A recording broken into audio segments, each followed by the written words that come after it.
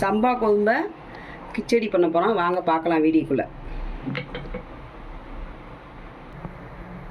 இப்போ ஒருத்தவங்க எண்ணெய் ஊற்றுவாங்க. நான் வந்து இந்த கிச்சடிக்கு வந்து நெய் போட்டுக்கிறேன். எண்ணெயை ஊற்றுவேன், ஆனால் கடலெண்ணெய் ஊற்றுவேன். நான் 2 ஸ்பூனு நல்லா நெய் உருகட்டும். இப்போ வந்து 2 பெரிய வெங்காயம் நறுக்கி வச்சுருக்கேன். இந்த வெங்காயத்தை இந்த நெய் காஞ்சிருச்சு, இதோட போட்டுருக்கேன்.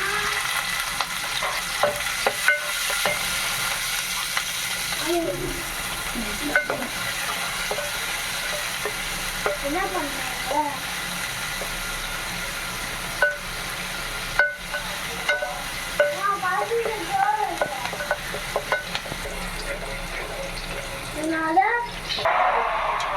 இப்போ வெங்காயம் இந்த அளவுக்கு வதங்கிடுச்சு கிச்சடிக்கு. இப்போ 2 தக்காளி நறுக்கி வச்சுருக்கேன், அதையும் போட்டு வதக்கி.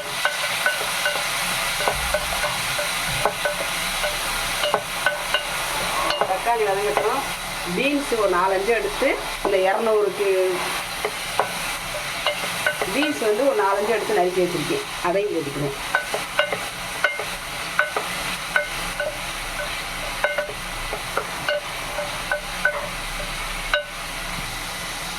கேரட் எடுத்து நறுக்கி வச்சுருக்கேன், அதையும் போட்டுக்கணும்.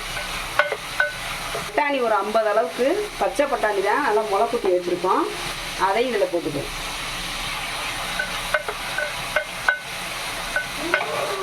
ஏன்னா வெறும் காய்கறிலாம் பிள்ளைய சாப்பிடாது இல்லை, அதனால் இப்படி காய் போட்டு பண்ணி கொடுக்கல பிள்ளைகளும் சாப்பிட்டுக்கலாம், பெரியவங்களும் சாப்பிட்டுக்கலாம். சுகரில் உங்களுக்கு இது ரொம்ப அவங்களும் நல்லா சாப்பிட்டுக்கலாம். தோசை சாப்பாடு சாப்பிட்றது இந்த மாதிரி உங்களுக்கு பண்ணி கொடுக்கலாம். சுகர் இதுக்கு 2 பச்சை மிளகாய், ஏன்னா சின்ன பிள்ளையும் சாப்பிடுங்களா, அதனால் 2 பச்சை மிளகாய். ரொம்ப போட்டால் உரைக்கும். எப்படி கலராக தெரிஞ்சு பார்த்தீங்களா? எத்தனை கலர், பச்சை கலரு, சிவப்பு கலரு.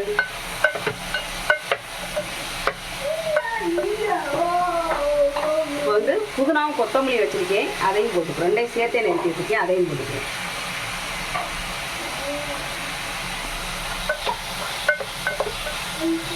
நெய் தான் 2 ஸ்பூன் ஊற்றிருக்கேன், ஆனால் நெய் கெட்டியாக இருந்தால் 2 ஸ்பூன் ஊற்றிருக்கேன். இதோட தேவை கொஞ்சோண்டு கடலெண்ணெய் ஊற்றிக்கிறேன்.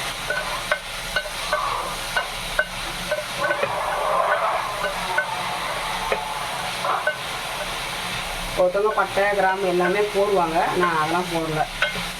இதுக்கு ஒரே ஒரு ஸ்பூன் இஞ்சி பூண்டு எடுத்து வச்சுருக்கேன், அது மட்டும் தான் போடுவேன். ஏன்னா இப்போ போட்டோம்னா பிடிக்கும், அதுக்காக நான் போடாமல் வச்சுருக்கேன். இந்த இதை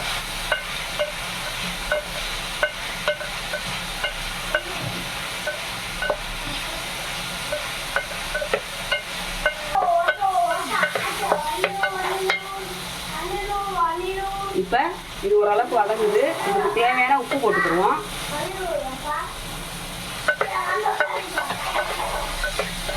இப்போ நெய் பத்தாது 2 ஸ்பூன் போட்டுக்கோம்ல, அது பதிலாக கொஞ்சம் கடலெண்ணெய் ஊற்றிக்கிடுவோம்.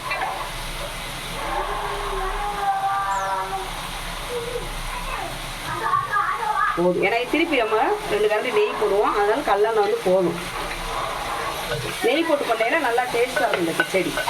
இதுக்கு சாம்பாரும் வச்சு சாப்பிட்டுக்கிறலாம், தேங்காய் சட்னி வச்சுக்கலாம், சீனிக்கும் சூப்பராக இருக்கும். ஆனால் நாங்கள் வந்து இன்றைக்கி வந்து சீனி வச்சா. இப்போ ஒரே ஒரு ஸ்பூன் இஞ்சி பூண்டு எடுத்து வச்சுருக்கேன். இதில் ஒரு ஸ்பூன் அது மட்டும் போதும். சம்பா கோதுமை வந்து 200 கிராம் தான் வச்சுருக்கேன். 200 கிராம் அதை தான் நான் வந்து இப்போ வந்து போடுவோம். இந்த வேறு எக்ஸ்ட்ராலாம் போடல, ஏன்னா காய்கறி நிறையா போட்டிருக்கோம்ல, அதெல்லாம் 200 கிராம் தான் எடுத்து வச்சுக்கேன். அதையும் போட்டு இதோட போட்டு கிண்டிக்கிடுவோம்.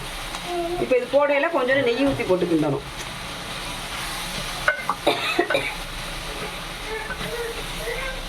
இப்போ ரவையை போட்டாச்சு. இதுக்கு தேவையான இன்னும் கொஞ்சம் நெய் ஒரு ஸ்பூன் ஊற்றிக்கிடுவோம்.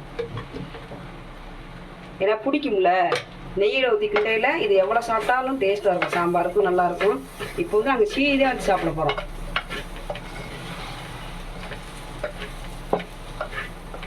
இந்த செம்பில் வந்து நான் வந்து 1.5 செம்பு தண்ணி வைக்க போகிறேன் நான் இந்த 200 ரவைக்கு.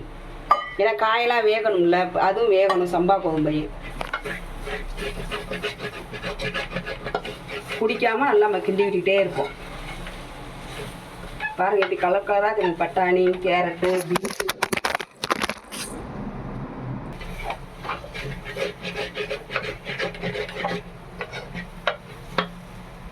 கிண்டியாச்சு நெய் ஊற்றி. இப்போ இதுக்கு தேவையான தண்ணி ஊற்றிக்கிடுவோம்.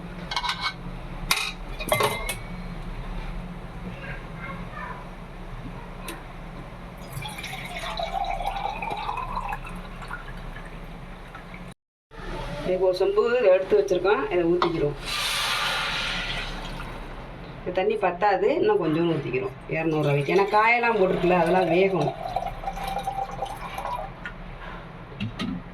இது வந்து எவ்வளோ அளந்து பார்த்துக்கணும். ஒரு 200 கிராம் இருக்குது. இந்த ஒரு செம்பு இந்த 200 கிராம் இருக்குது, அதை ஊற்றிக்கிறோம்.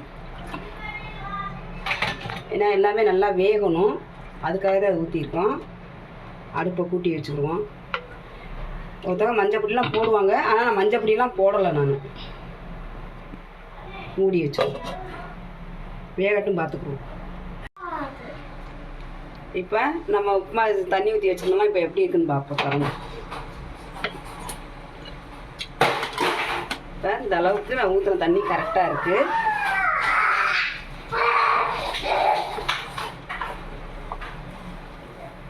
இதில் முந்திரியெல்லாம் போடணும், ஆனால் நான் மறந்துட்டேன். இன்னும் கொஞ்சம் லைட்டாக இஞ்சணும். உப்பு மட்டும் செக் பண்ணிக்கணும் எப்படி இருக்கு.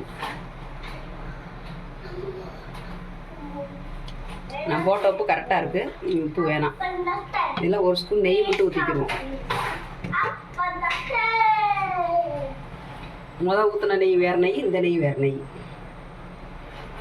போதும். ஏன்னா 4 ஸ்பூன் ஊற்றிருக்கோம் நெய். இப்போ கொஞ்ச நேரம் தடை வச்சுட்டு சிம்மில் இருந்துச்சுன்னா அந்த நெய் பூரா கீழே இறங்கிடும். இப்போ சம்பா கோதுமை கிச்சடி ரெடி ஆயிடுச்சு. எப்படி இருக்குன்னு பார்ப்போம். இந்த அளவுக்கு நல்லா ரெடி ஆயிடுச்சு, நல்லா வெந்துருச்சு, உப்பு எல்லாமே கரெக்டாக இருக்குது. நெய் வாடை பயங்கரமாக இருக்குது, வேறு லெவல்.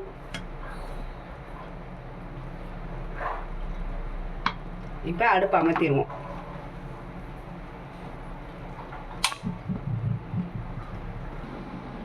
சம்பா கோதுமை கிச்சடி ரெடி ஆயிடுச்சுப்பா. நீங்களும் உங்கள் வீட்டில் ட்ரை பண்ணி பாருங்கள். நீங்கள் ட்ரை பண்ணி பார்த்துட்டு எப்படி இருக்குன்னு சொல்லுங்கள். எங்கள் சேனல் பிடிச்சிருந்தா லைக் பண்ணுங்கள், ஷேர் பண்ணுங்கள், கமெண்ட் பண்ணுங்கள், பெல் பட்டனை கிளிக் பண்ணிக்கோங்கப்பா.